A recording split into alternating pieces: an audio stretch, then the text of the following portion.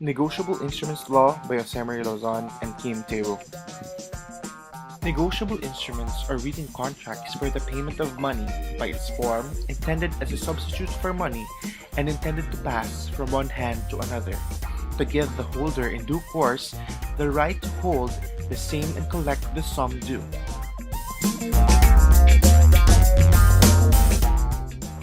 Let us now look into the characteristics of negotiable instruments. First is the negotiability. It is the right of transferee to hold the instrument and collect the sum due, while the accumulation of secondary contracts is instrument is negotiated from person to person.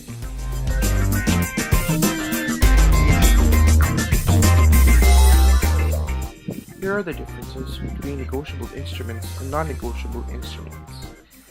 Negotiable instruments contains all the requisites of Section 1 of the Negotiable Instruments Law. It is transferred by negotiation, and holders due course may have better rights than the transferor.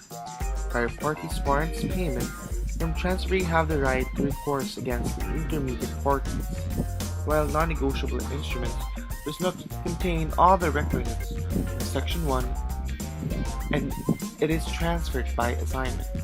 Transferee acquires rights only of his transfer. Prior parties merely warrant legality of title, and transferee has no right of recourse.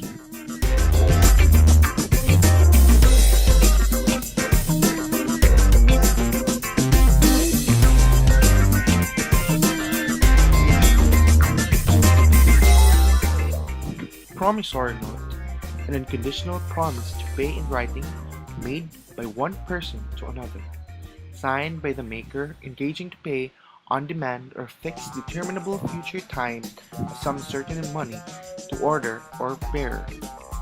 When the note is drawn to the maker's own order, it is not complete until endorsed by him.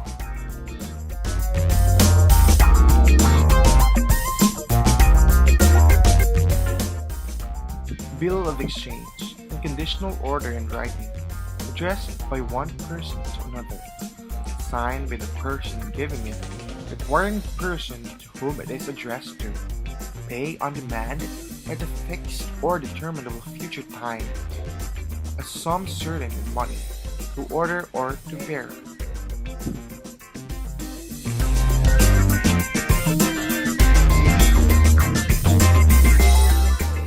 Check. Bill of exchange drawn on a bank and payable on demand.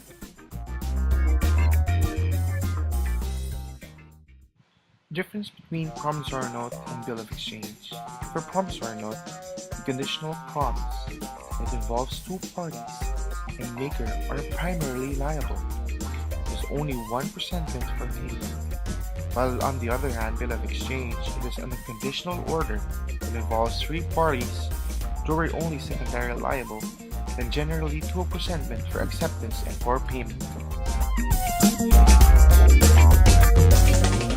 Here are some forms of negotiable instruments: certificate of deposits, trade acceptances, bonds in the nature of promissory notes, drafts which are bills of exchange drawn by one bank to another, then letters of credit.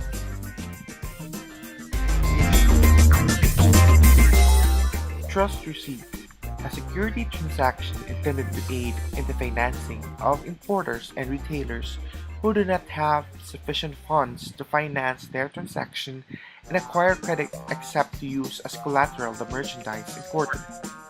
Requisites of negotiable note: be in writing signed by the drawer, contains an unconditional promise or order to pay a sum certain in money, be payable on demand or at a fixed determinable future time, and be payable to order or to the bearer.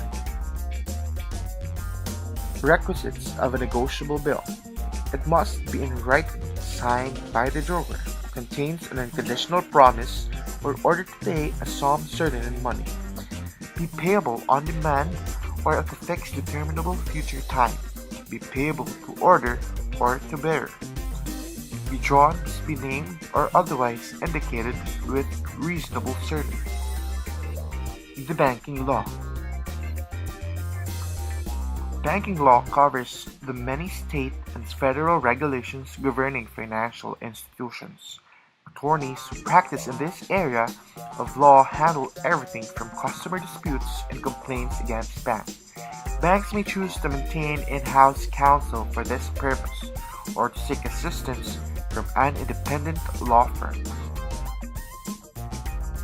The General Banking Law, the law that generally governs the regulation, organization, and operation of the banks, quasi-banks, and other quasi-entities.